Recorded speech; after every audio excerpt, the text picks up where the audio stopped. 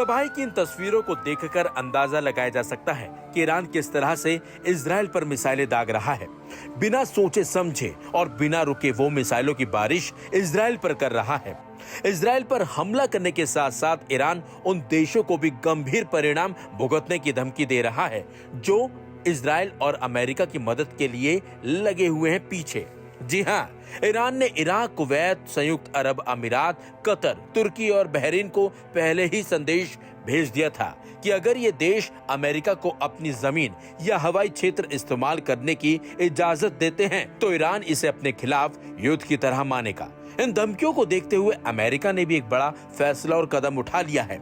खबर यह है कि ईरान और इजराइल तनाव के बीच अमेरिका ने चुपचाप कतर स्थित अपने प्रमुख सैन्य अड्डे से विमान हटाने शुरू कर दिए हैं। सैटेलाइट तस्वीरों और फ्लाइट डेटा से खुलासा हुआ है कि अमेरिका ने अपने रणनीतिक सैन्य संसाधनों और संभावित ईरानी हमलों से बचाने के लिए ये बड़ा कदम उठाया है। 5 जून से 19 जून के बीच प्लेनेट लैब्स पीबीसी द्वारा जारी सैटेलाइट तस्वीरों में देखा गया है कि अमेरिका का सबसे बड़ा मध्य पूर्वी सैन्य अड्डा अल उदैद एयर बेस लगभग खाली हो गया है। 5 जून को यहाँ लगभग 40 विमान खड़े थे, जिनमें C-130 हरक्यूलिस ट्रांसपोर्ट और खुफिया जेट्स शामिल थे। वहीं 19 जून तक केवल 3 ही विमान यहाँ खड़े दिखे, बाकी को अमेरिका ने यहाँ से हटा दिया है। कतर स्थित अमेरिकी दूतावास ने गुरुवार को जानकारी दी कि अब से एयरबेस में सीमित प्रवेश रहेगा और स्टाफ को सतर्क रहने को कहा गया है। Aim right, achieve big. At KR Mangalam University, we provide you the platform to turn your dreams into reality. At KR Mangalam University.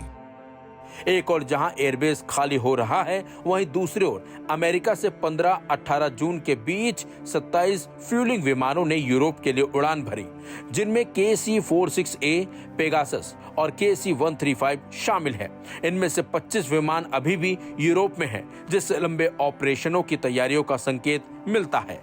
बता दें आपको, पूरे मध्य पूर्व में अमेरिकी सेना हाई अलर्ट पर है और सैन्य परिवारों को संभावित ईरानी जवाबी कार्रवाई के खिलाफ एहतियात के तौर पर खुद ही ठिकानों को छोड़ने का विकल्प दिया गया है।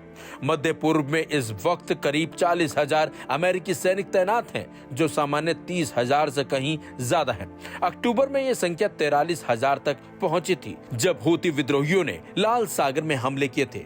पेंटागन ने इस बार भी तैनाती पर चुप्पी बनाए रखी है, लेकिन कहा है कि सैनिक किसी भी स्थिति के लिए तैयार हैं। इसी बीच व्हाइट हाउस ने पुष्टि की है कि राष्ट्रपति डोनाल्ड ट्रंप आगामी 2 हफ्तों में ये फैसला करेंगे कि अमेरिका इजराइल के साथ मिलकर ईरान के खिलाफ सैन्य अभियान में शामिल होगा या फिर नहीं। ट्रंप का मानना है कि कूटनीति की संभावनाएं अभी भी बाकी हैं। ट्रंप को ईरान के परमाणु कार्यक्रम पर इजराइल और अमेरिका की मांगों को मानने के लिए कूटनीति की अभी भी एक खिड़की दिखाई दे रही है। ईरान लगातार अपने दुश्मनों को धमकियां दे रहा है, बल्कि इजराइल पर लगातार हमले भी कर रहा है। शुक्रवार की सुबह भी दक्षिणी इजराइल पर ईरान ने हमले किए, जिसकी भयानक तस्वीरें सामने आई हैं। फिलहाल दोनों ही देशों के बीच जंग भयंकर मोड़ पर है, जिसका रुक पाना अभी तो नामुमकिन सा ही नजर आ रहा है। ईरान इजराइल युद्ध में बदनाम बम का हुआ इस्तेमाल, ऐसा बम जिसे दुनिया का कोई एयर डिफेंस सिस्टम नहीं रोक सकता। ईरान ने इजराइल पर दाग दिए क्लस्टर बम। इजराइल के सामने आ गया उसका सबसे बड़ा डर। ईरान ने दाग दिया इस युद्ध का सबसे घातक हथियार। क्या होता है क्लस्टर बम? क्यों पूरी दुनिया इससे थर थर कांपती है? जानेंगे सब कुछ इस वीडियो में।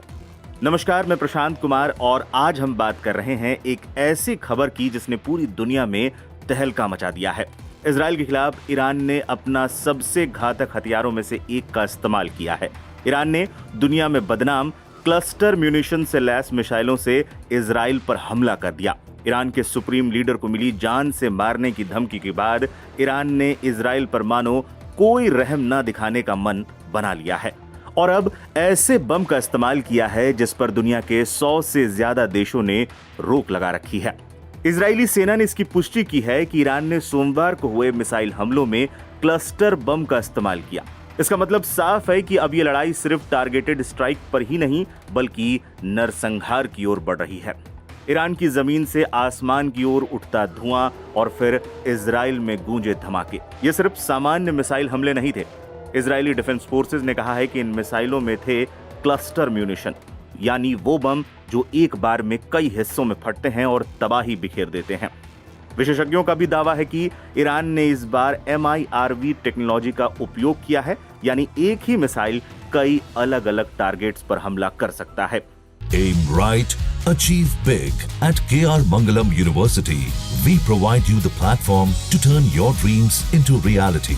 At KR Mangalam University. क्या होता है क्लस्टर बम? क्लस्टर बम एक खास प्रकार का युद्ध हथियार होता है जिसमें एक बड़ा बम होता है जो अपने टारगेट पर पहुंचते ही हवा में खुल जाता है और उसमें से दर्जनों और सैकड़ों छोटे छोटे बम निकलते हैं। इन्हें बॉम्बलेट्स कहा जाता है। ये बाहर निकलकर एक बड़े इलाके में बिखर जाते हैं। दुनिया में इस बम को काफी खतरनाक और बदनाम माना जाता है। युद्ध में इस बम के इस्तेमाल पर रोक तक लगी हुई है। ऐसे में ईरान की इस कदम ने इजराइल को सख्ते में जरूर डाल दिया है। कैसे काम करता है क्लस्टर बम? हवाई जहाज, ड्रोन या मिसाइल से इस बम को दागा जाता है। टारगेट के ऊपर पहुंचते ही बम हवा में खुलता है। उसके अंदर से दर्जनों या सैकड़ों बॉम्बलेट्स बाहर निकलते हैं। ये बॉम्बलेट्स जमीन पर गिरते हैं और विस्फोट करते हैं या फ्यूज के हिसाब से बाद में फटते हैं।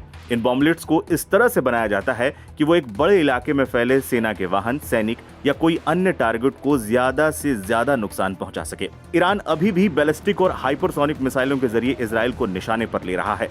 मिसाइल में ही ईरान के अधिकारी क्लस्टर बम फिट कर दे रहे हैं। ईरानी बैलिस्टिक मिसाइल हवा में 7000 मीटर की ऊंचाई पर 20 अलग अलग रॉकेट में बढ़ जाता है। क्लस्टर बम के इस्तेमाल का इतिहास। क्लस्टर बम का इस्तेमाल सबसे ज्यादा द्वितीय विश्व युद्ध के समय हुआ था। वियतनाम युद्ध में अमेरिका ने इस बम के जरिए खूब तबाही मचाई थी। इसके बाद शीत युद्ध के वक्त भी क्लस्टर बम का बोलबाला रहा। ईरान और इराक युद्ध में भी इस बम का इस्तेमाल खूब हुआ, जिसके बाद पूरी दुनिया में इस बम की चर्चा होने लगी। बॉम्बलेट्स अक्सर पूरी तरह नहीं फटते और जमीन में छिपे हुए मिनी बम की तरह बन जाते हैं, जो सालों बाद आम नागरिकों के लिए जानलेवा साबित होते हैं। यही कारण है कि 100 से ज्यादा देशों ने क्लस्टर बमों पर प्रतिबंध लगाने वाली अंतर्राष्ट्रीय संधि पर हस्ताक्षर तक किए। हालांकि अमेरिका, रूस, चीन, इजराइल और भारत और पाकिस्तान जैसे देशों ने ऐसा नहीं किया था। दावा किया जाता है कि हाल ही में रूस यूक्रेन युद्ध के दौरान भी रूस ने इसका इस्तेमाल किया था। कुल मिलाकर यह कहा जा सकता है कि ईरान ने सबसे घातक हथियार से हमला कर दिया है, जिसको लेकर जो दावे हैं अगर वो सही साबित हुए तो मिडिल ईस्ट ही नहीं पूरी दुनिया में पावर का बैलेंस डगमगा जाएगा। लेकिन इतना तो तय है कि इस बम ने इजराइल के साथ साथ अमेरिका की भी नींद जरूर उड़ा दी होगी। आपको ये वीडियो कैसा लगा हमें जरूर बताइएगा। ईरान इजराइल युद्ध पर अपनी राय भी हमारे साथ जरूर शेयर कीजिए। आप और किस तरह के वीडियो देखना चाहते हैं हमें कमेंट करके भी बता सकते हैं। YouTube पर हमें देख रहे हैं तो चैनल को सब्सक्राइब जरूर कर दें।